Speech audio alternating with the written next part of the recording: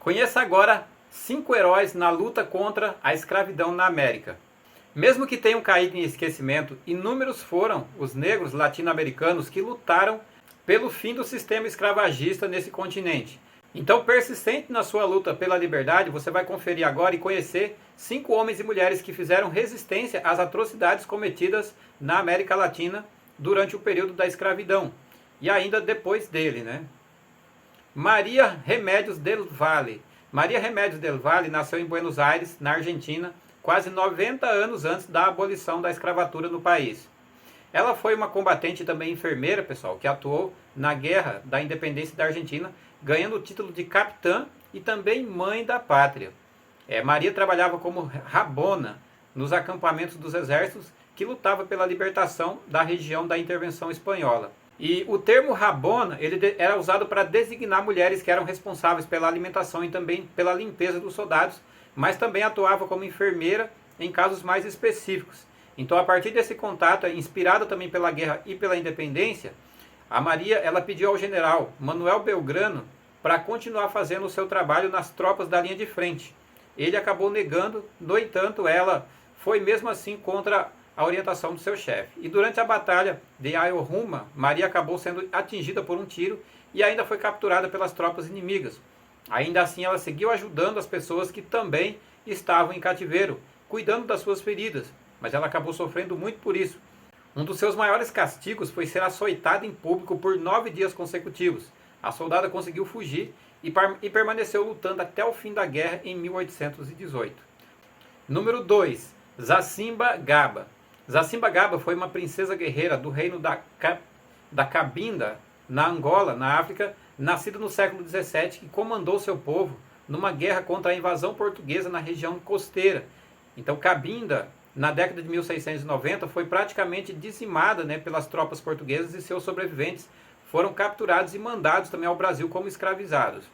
No Espírito Santo, no Brasil, onde ela foi vendida junto com outros 12 de seus súditos a um fazendeiro português, José Trancoso, no campo de trabalho, Zacimba foi cruelmente castigada por não se submeter às ordens do seu senhor.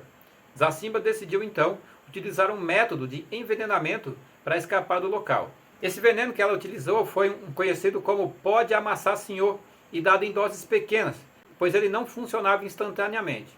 Então, com medo desse tipo de golpe, os senhores costumavam obrigar os escravizados a experimentarem as comidas que trazia. Com essa consequência, Zacimba demorou anos para poder envenenar José Trancoso. Então, quando ele finalmente morreu envenenado, Zacimba então ordenou a invasão da Casa Grande pelos escravizados presos na senzala. Todos os torturadores foram mortos, mas a família do português não acabou sendo poupada. Ela seria responsável então por fundar o Quilombo do Norte do Espírito Santo, hoje conhecido como Itaúnas, e passou o resto da vida guiando batalhas no porto de São Mateus pela libertação dos negros que eram vendidos chegados da África. E a destruição de navios negreiros também era orientado por ela. Número 3. Bencos Biorró. Biorró foi um membro da família real no arquipélago de Bejagós, atualmente a Guiné-Bissau. Ele foi comprado por um comerciante de escravizados de Portugal. Mais tarde, ele seria também adquirido pelo espanhol Juan Palacios e em 1596 ele foi levado para a América do Sul, mais especificamente para onde hoje está localizada a cidade de Cartagena, nas Índias da Colômbia. Então sua vida como escravizado duraria pouco. Apenas 3 anos depois ele acabou fugindo e sob o nome de Domingos Biorró, ele começou a organizar um exército que chegaria a comandar regiões próximas às cordilheiras dos Montes de Maria. Então, por meio de uma rede de inteligência, ele acabou se tornando responsável por ordenar inúmeras fugas de outros escravizados na Colômbia, guiando essas pessoas para um território livre que era conhecido como o assentamento. Esse local também daria origem ao primeiro quilombo das Américas. Em 1605, o governador de Cartagena, Jerônimo de Suaço, aceitou a derrota perante a organização do exército de ex-escravizados e ofereceu um tratado de paz a Biorró, que permitiria a livre circulação das pessoas no local. Ainda assim, o acordo foi violado quando o líder foi sequestrado na cidade e posteriormente acabou sendo enforcado pelas autoridades regionais do local. Foi apenas em 1691 que o governo oficializou a existência do Palanque de San Basílio, que acabou se tornando em 2005 patrimônio imaterial da humanidade, avaliado pela Unesco. No local esteve presente, então, o primeiro povo negro livre das Américas, inspirados pela luta e resistência de Domingos de Biorró. Número 4. Princesa Aqualtune. Era filha de um rei e ainda não identificado do Congo, sendo uma princesa guerreira antes de ser vendida como escravizada aqui para o Brasil, mais especificamente em Recife, no estado de Pernambuco. Ainda no Congo, nos últimos anos do século XVI, ela foi responsável por liderar cerca de 10 mil congoleses na Batalha de Anbila. A derrota fez com que ela fosse capturada e acabou sendo transportada para a América do Sul, onde ela seria escravizada. Ela foi vendida como reprodutora por ser considerada forte e saudável naquela época. A Aqualtune teria sido levada então já grávida ao Brasil em 1597. Nos seus últimos meses de gravidez, a princesa conseguiu organizar uma fuga de aproximadamente 40 negros escravizados para a Serra da Barriga, que se tornaria mais tarde o famoso Quilombo dos Palmares no estado de Pernambuco.